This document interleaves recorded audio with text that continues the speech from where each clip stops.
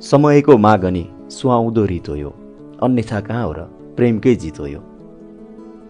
टुटेको भए त पक्कै जोड्थे, यहाँ त नफुटेर गाह्रो भयो। तितो भए त पक्कै थुक्थे, यहाँ त मिठो भएर गाह्रो भयो। नमस्कार अनि शुभ बिहानी। बुक्रेको युट्युब, फेसबुक, इन्स्टाग्रामबाट हरेक शनिबार बिहान प्रसारण हुँदै आउने कार्यक्रम अनफिल्टर्ड स्टोरीको आजको श्रृङ्खलामा पुतली नामक कथा लिएर म दिपेन्द्र काफ्ले उपस्थित भएको छु। बगैँचाकी रानी पुतली स्वतन्त्र हुन्छन्, निर्दोष हुन्छन्। आज एउटा बगैँचामा रहेको फुलको फुल्ने बाहना बनिदिन्छन् भने भोलि अर्कैको खोलासरी हावामा बहँदै सुस्त सुस्त पखेटा फरफराउँदै कसैले नदेखेको सपना देखाउँछिन्। ती फुलहरूलाई सुन्दर छु भन्ने आवाज दिलाउँछिन्।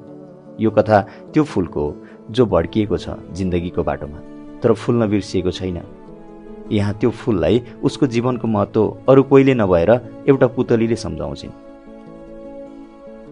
कथामा के रहेछ भनेर सोचिरहनु भएको होला, त्यसको लागि अन्तिमसम्म सुनिदिनु हुन अनुरोध गर्दछु।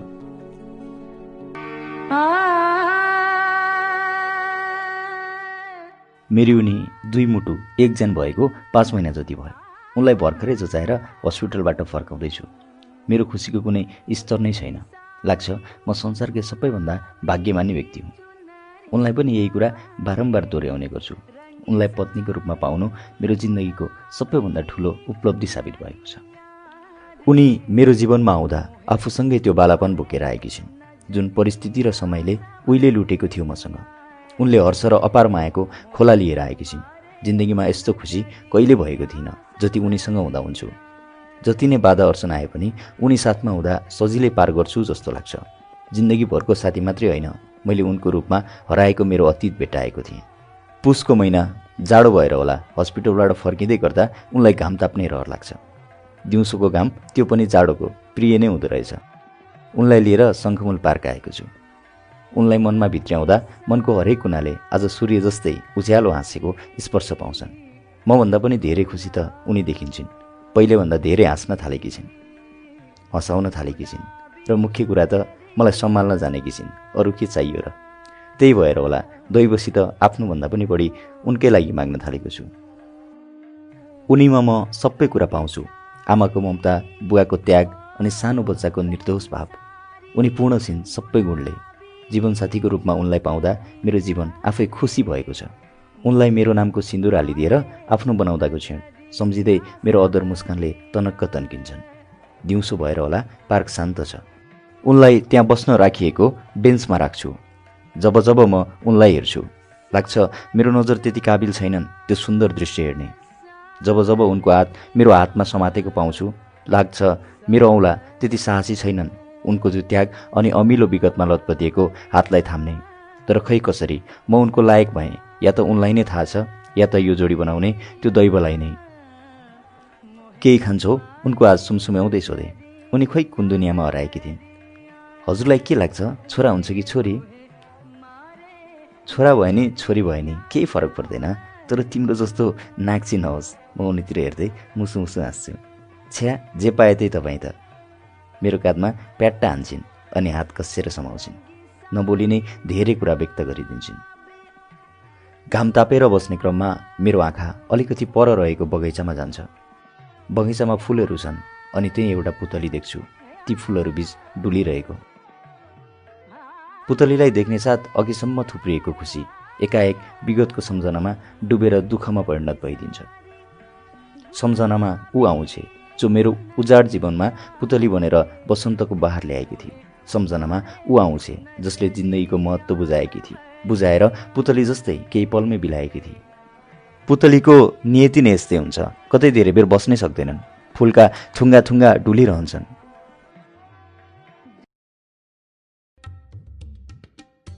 दुई वर्ष अगाडिको कुरा हो। मौसमले शिशिरको च्यादर ओढेको थियो। त्यतिखेर बतास मानौ कुनै प्रेमी हो प्रकृतिको। बार बार ती रुख अनि पातहरूमा चुम्न आइरहन्थ्यो। सुकेर झर्नै लागेका पात एकअर्कासित ठोकेर मधुर सुसेली हालिरहेको सुन्न सक्थे। आकाशको सिउँदोमा सिन्दुर हालिदिएर घाम बिदाई माग्ने तर्खरमा थियो, तर समयले जान दिइरहेकै थिएन। त्यो दृश्य म छतमा बसेर आँखाभरि समेटिरहेको थिएँ। सोच्दै कि कुनै पनि कुराको अन्त्य त्यस्तो सुन्दर कसरी हुन सक्छ। यदि सूर्य अस्त यति सुन्दर हुन्छ भने मृत्यु। यस्तो सोच ममा आउनु कुनै नौलो कुरा थिएन, किनकि हालत नै त्यस्तै थियो। मेरो मन र मस्तिष्क दुवै भारी भएका थिए यस्तै तर्कनाहरले। जताबाट पनि निराशा बाहेक केही पाउँदिन थिएँ। आफ्नै जीवन देखेर हार खाइसकेको थिएँ। बस केही मसिनो धागोले अड्याएर राखेको थियो। प्रतीक्षामा थिएँ कुन बेला त्यो धागो छुटिन्छ अनि जिन्दगी पनि। म थाकेको थिएँ। जिन्दगीमा परेका भाङहरू टाल्दा टाल्दै सास त फेरि नै रहेको थिएँ, तर भित्रभित्रै निसासिएको थिएँ। म सोच्न नसक्ने भएको थिएँ। भविष्य अन्धकार होला भन्ने डरले वर्तमान पनि रैथाने बनाएको थिएँ। चुरोटको ठुटो खोज्न खल्ती छामेँ। चुरोट पनि भेटाएँ र सँगै भेटाएँ केही खिन्नपन। 27 वर्ष हुँदा पनि त्यो खल्ती भर्न नसकेको खिन्नपन। एउटा छोराले आफ्नो बुवा आमालाई खुसी दिन नसकेको खिन्नपन। अनि जुन देशमा जन्मिए छिट्टै त्यो देश छोडेर जान लाग्दा पाउने खिन्नपन। महसुस मात्र होइन, मलाई त्यो खिन्नपनले हरेक दिन खाइरहेको थियो। हरेक दिन मेरो खल्तीमा बज्ने डलरले मलाई मेरो औकातको धुन सुनाइरहेको थियो। चुरोट सल्काएँ, जल्दै गयो, खरानी हुँदै, ठिक मेरो अस्तित्व झैँ। जब आकाश रातको रङमा रङ्गिँदै थियो, म पनि आफ्नो सबै पीडालाई चुरोटको धुवाँसरी उडाउँदै थिएँ। एक्कासी आँखा छेउैबाट सेतो पुतली उडेर गयो। म झस्किएँ अनि मुन्टो घुमाएर पुतली गएको बाटोतिर हेरिरहेँ। अचानक छतको ढोका घरल्याक्क खुलेको आवाज सुने। सकिने लागेको चुरोट हतार हतार फ्यालिदिएँ। सुमिता थिइन् ढोकामा। उमेरमा मभन्दा पनि कान्छी, तर जिन्दगीको भोगाइमा सबैभन्दा जेठी। बिहानै आमाले उनको बारेमा सबै कुरा सुनाउन भ्याइसक्नु भएको थियो। उनी कदमा अलि होची अनि पातली थिइन्। मिलेको जिउ थियो। उनलाई हेरेर कसैले भन्न सक्दैन कि उनी एउटी 3 वर्षे बच्चाकी आमा हुन् भनेर। सुरुमा आमाले भन्दा मैले पनि पत्याएको थिइनँ। उनले मतिर पुलुक्क हेरिन्। उनलाई देख्न साथ मामुले सुनाउनु भएको हरेक कुरा स्मरण भयो। म आफै त्यो ठाउँमा छु कि जस्तै लाग्यो। जिन्दगीमा धेरै कुरा नजाने पनि यति कुरा चाहिँ थाहा थियो मलाई। यदि म सुमिताको ठाउँमा भएको भए उनी जस्तै रमाउन कति पनि सक्दिन थिएँ। यहाँ हरेकको जीवन एउटा यस्तो यात्रा हो जसमा कठिनाइको पहिरो गएकै हुन्छ। दुःखको रापमा रन्किनै पर्छ। फरक यति हो, कुनै पहिरोले जिन्दगी नै बगाउँछ भने कोही त्यही रापमा खरानी भएर मिसिदिन्छन्। नानी, छोरी, सुमिताको आवाज के सुनेकी थिए। ऊ झन् पर भागेर लुक्न पो थाली। ऊ कुदेको देख्दा म आफैलाई डर लागिरहेको थियो। अब लड्छ कि तब लड्छ कि जस्तै। झन् आमाको मन न हो, के भयो होला, कल्पना पनि गर्न सकिरहेको थिइनँ। ऊ केही नबोली हाँस्दै छत वरिपरि कुद्दै थिए। सुमिताको सहारा भनेकै त्यही छोरी थिए। परिवार त केवल उनको घाउमा उक्किएको पाप्रो बनेको थियो, जसलाई भुलाउँदा पनि पोल्छ अनि चलाउँदा पनि। सुमिता छोरीको पछि पछि जाँदै भन्न लागिन्, तल खेल्ने बाबा, नत्र आइया हुन्छ। उनले कर गरिन्, तर ऊ मान्नेवाला कहाँ थिए र। जोड जोडले रुन पो लागि। मलाई त्यसै गरी रुन मन थियो आफ्नो जिन्दगी देखेर। सानोमा भनेको नपाउँदा खुट्टा बजारी बजारी रोए जस्तै रुन मन लागेको थियो। पहिला खुब रुन्थे रे म, तर आजकल रुँदा रुँदा आँसु हटेरी भएका थिए। आँखाबाट हत्तपत्त छोड्दैनथे, त्यही जमेर बसिदिन्थे। कहिलेकाहीँ त खस्नुपर्ने ठाउँमा पनि खस्दैनथे।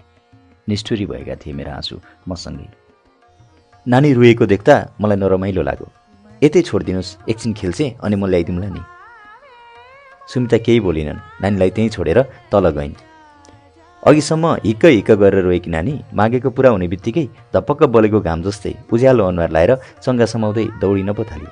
कस्तो निश्चल हृदय, जहाँ दुःखको परिभाषा नै भिन्दै छ, जहाँ जीवनको पर्याय नै सुख छ। त्यो बालापन ऊ जस्तै खेलौनासित खेल्ने, रमाउने, आज म आफ्नै जीवनमा खेलौना जस्तो भएको देख्दा हाँस उठिरहेको थियो। म पनि कुनै बेला त्यस्तै थिएँ। थाहा छैन यो समय र परिस्थितिले मलाई परिपक्व बनायो कि झनै जिन्दगीबाट टाढिएको एकल यात्री। उसलाई एक तमासले हेरिरहेँ। ऊ घरि आवासित खेल्थी त घरि खै के बोल्थी। कहिले यता दौडिन्थी, कहिले मेरो छेउै आएर जान्थी। एक्लै रमाइरहेकी थिए। रमाउन कुनै कारण थिएन, बस ऊ थिए, उसको रहर थियो अनि धेरै हाँसो। उसको नजिकै जाँदै सोधेँ, नानु, नानुको नाम के हो? टिना। थोते बोलीले होला झन् प्रिय सुनियो। टिना अघिदेखिको पुतली जस्तै थिए। टिना मात्रै होइन, हरेक बच्चा त्यस्तै हुँदा रहेछन्। पुतलीसित आफ्नो पङ्ख हुन्छ उड्ने, तर बच्चाहरूसित मिठो र निर्दोष कल्पना। खुसी उनीहरूको लागि मानव कुनै बेलुन हो, जति भर्यो भरिँदै जाने। मैले पनि भरेको थिएँ खुसीको बेलुन। तर कुन बेला जिन्दगीको काँटीमा अल्झिएर प्वाट्ट फुट्यो पत्तै पाइन। साँझ झपक्कै परिसकेको थियो। रातको अस्तित्व लुट्न लहरे पोलपोलमा बत्ती बलेका थिए। हावा झनै मातिएको थियो रातको नसामा। यता टिना भने थाकेकै नै थिइन। उसको त्यो खुसी देखेर म आफै मन्द मुस्कुराइरहेको पत्तै पाइन। छत वरिपरि घुम्दै थिए। अचानक ऊ रोएको आवाज सुनियो। म तारिँदै ऊ भएतिर गएँ। कुद्दा कुद्दै अल्झिएर लडिसे। उठाएँ, लागेको धुलो टकटकाइदिएँ। एकैछिनमा सुमिता के भयो भन्दै आत्तिँदै आइन्। के भयो बाबा? कसले मेरो छोरीलाई रुवाएको? ऊ अघि जस्तै च्याँ गरेर रुन थाले। आमा पनि टिना रोएको सुनेर होला माथि नै आउनुभयो। उनले टिनालाई एकैछिन सुमसुम्याइन्। उनको टिनाप्रतिको माया नै बेग्लै थियो। होला परिस्थिति आफ्नो ठाउँमा, तर जेसुकै भए पनि आमाको माया सन्तानप्रति कहिले कम नहुने रहेछ, त्यो पलमा थाहा पाएँ। टिना लुपुक्क परेर सुमिताको अँगालोमा भेटेकी थिइन्। सुमिता त्यसरी आत्तिएको देख्दा कस्तो कस्तो लाग्यो। आफ्नो सन्तानलाई अलिकति चोट लाग्दा यति आत्तिने आमा, मैले केही गलत कदम लिएँ भने मेरो आमा बुगाको हालत के होला? आमातिर पुलुक्क हेरेँ। अनि त्यो दिन बुझेँ किन बाबाले मलाई विदेश जान्छु भन्दा मान्नु नभएको रहेछ भनेर। त्यो दिन बुझेँ क्लास 10 पछि किन सबै साथीहरूको जस्तै बाइक नकिनिदिनु भएको रहेछ भनेर। जसलाई म सानैदेखि कठोर सम्झिने गर्थेँ, उहाँहरूको मन कति कमलो रहेछ त्यो पलमा बुझेँ। आँखा अगाडि फोटो बनेर सबै ती सम्झनाहरूको पहिरो जमेको थियो।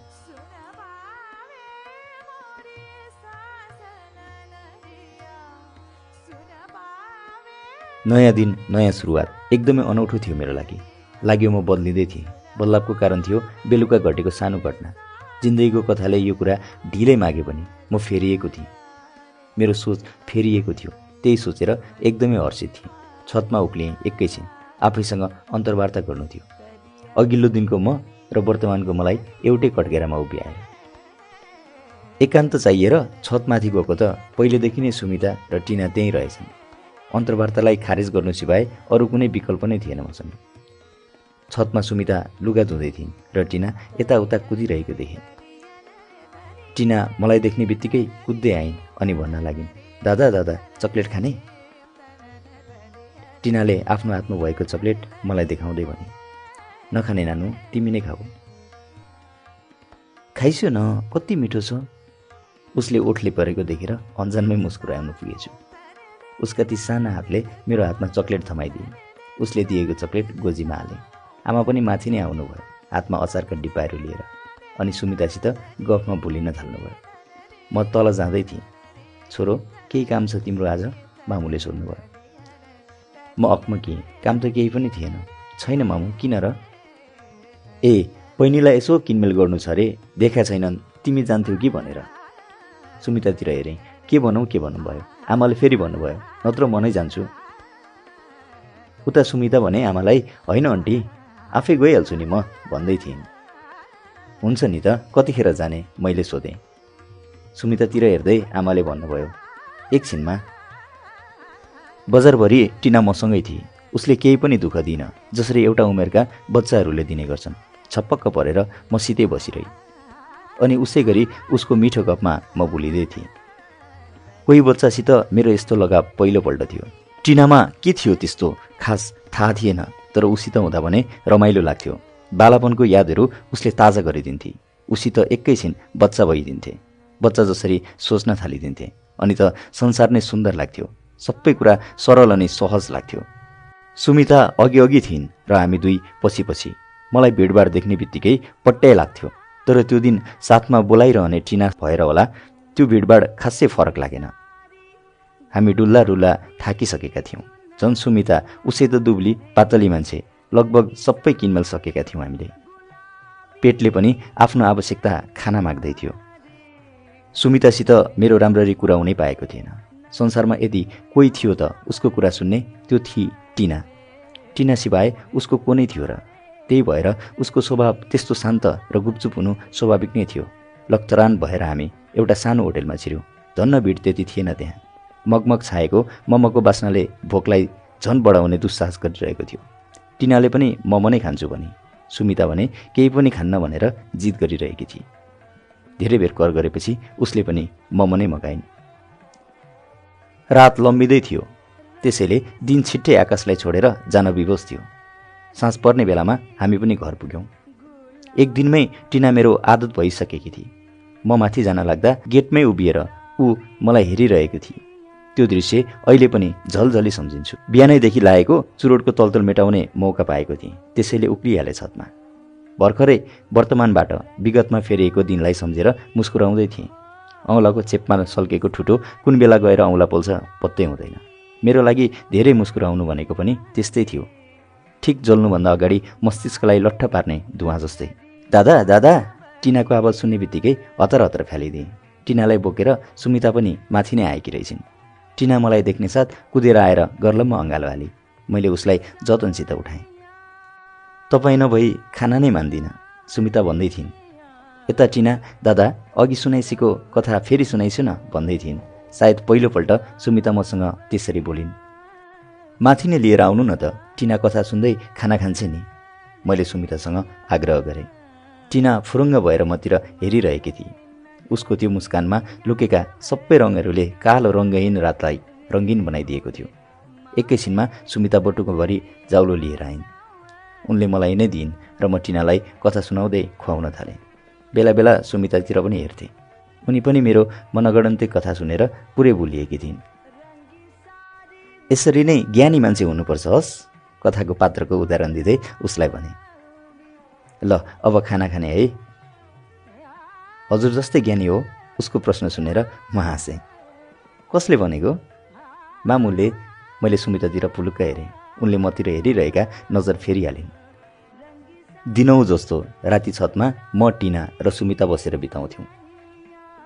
म बिना खाना नै खाना मान्दिन थियो अचेल। उसले गर्दा पनि समयमा घर आउन बाध्य भएको थिएँ र बिस्तारै व्यवहार। उसैको कारणले आमा बुवासित कहिल्यै राम्ररी नबिताएको समय बिताउने मौका पाएको थिएँ। सुमिता पनि मसित बोल्न थालेकी थिइन्। कहिलेकाहीँ त हाम्रो गफ यस्तो हुन्थ्यो कि टिना मेरो काखमा निदाइसक्दा पनि गफको टुङ्गो लागेकै हुँदैन थियो। सुमिता अलि फेरिएकी थिइन्, खुलेर बोल्थिन् मसँग। जुन कुराले उसको मुस्कानलाई दबाएको थियो सायद त्यो कुरा हलुङ्गो भएर हुँदो हो, या त उनको मुटुमा त्यो कुराको बोझ सँगै मुस्कुराउन सिकेको हुँदा हो, म जस्तै।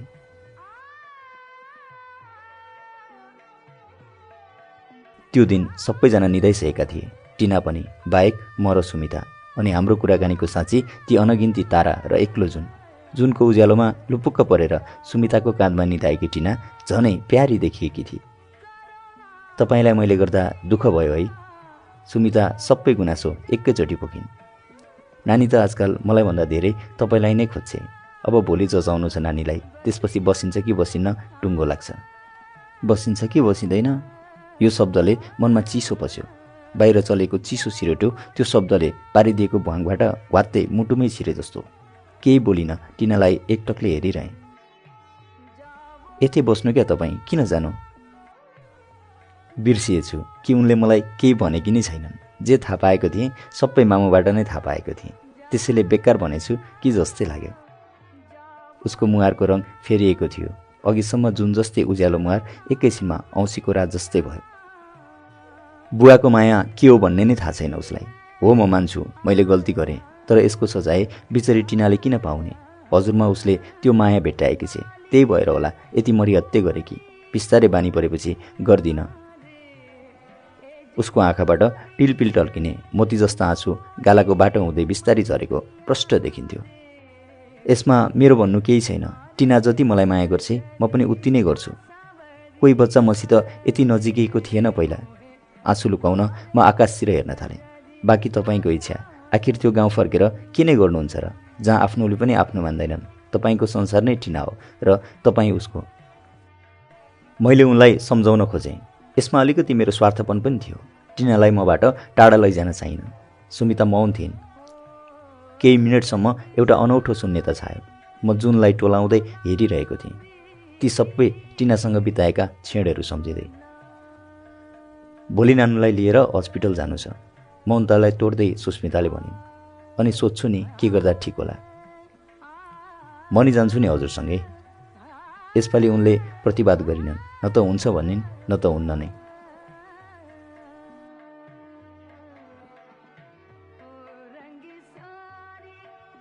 हस्पिटल यस्तो ठाउँ रहेछ जहाँ नयाँ सुरुवातको खुसियाली फैलिन्छ भने अन्तिम सासको आँसु बगाइदिन्छ।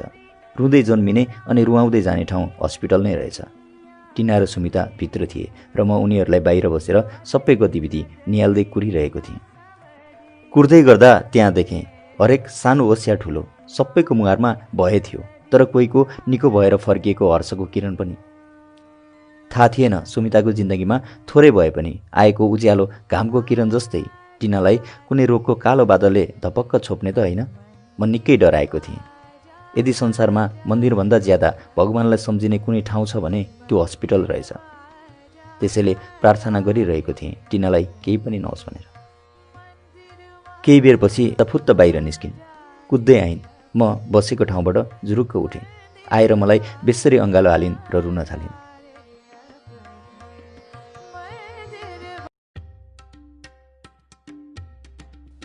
के भयो, किन रुनु भएको? खै टिना? भित्र छे। उनी झन्झन बेसरी रुन थालिन्। मेरो छोरीलाई उनको पाखुरामा समातेर बेन्चमा राखेँ। हिक्क हिक्क गर्दै रोएको देखेर म झन् आत्तिएँ। के भयो, नरुनु त? उनको हात समातेर सुमसुम्याउन थालेँ। ब्लड क्यान्सर छ रे टिनालाई। उनको रोदन त्यो हस्पिटलको सेतो दिवारमा गुन्जियो र मेरो चित्कार हृदयको हरेक कुना कुनामा। जमिन भाँसियो मेरो। एक हप्तामा पाएको सारा खुसी, उसित बनाएका सारा मिठा यादहरूले एकैपल्टमा घायल पारिदिए। उता सुमिता रुन थालिन्। मेरो पनि आँसु थामिएन। सबै यादहरू, सबै माया आँसुको थोपा थोपा बनेर गालाको डिल हुँदै जमिनमा खसे। ती आँसु सँगै खसे कयौँ भावना, जसको कारण सिर्फ टिना थिए, सिर्फ टिना। दोष कसको दिउँ यहाँ? दैवको कि मेरो कि सुमिताको? जुन चिज मेरो सबैभन्दा करिब थियो त्यसलाई खोज्ने दैवलाई दोष दिउँ कि उसको करिब गएकोमा आफैलाई? टिना एउटा सुन्दर पुतली थिए, मेरो मात्रै होइन सुमिताको जिन्दगीको पनि। हामी जस्ता उजाड बगैँचालाई आफ्नो सुन्दरताको महत्त्व दिलाएर ऊ टाढा गई, सायद अर्को कुनै फुललाई आफ्नो महत्त्व सम्झाउन। यस्तै त हुन्छन् पुतलीहरू, करिब आउँछन् अनि उडेर कतै पर गइदिन्छन्। न त समात्नै मिल्छ, न त तिनीहरू जस्तै उड्न। बस उसले ल्याएको बहारमा रमाउन मात्र सकिन्छ। आज पनि एक्कासी त्यो बगैँचामा पुतलीलाई देख्दा टिनालाई नै सम्झिन पुगेछु। के भयो हजुरलाई? म भावुक भएको देखेर उनले मलाई सोध्छिन्। केही नै, उछिटिएका आँसुहरू पुस्दै भन्छु। तर छोरी भयो भने उसको नाम टिना नै राख्ने ल सुमिता? उनले मेरो काँधमा शिर राख्छिन्।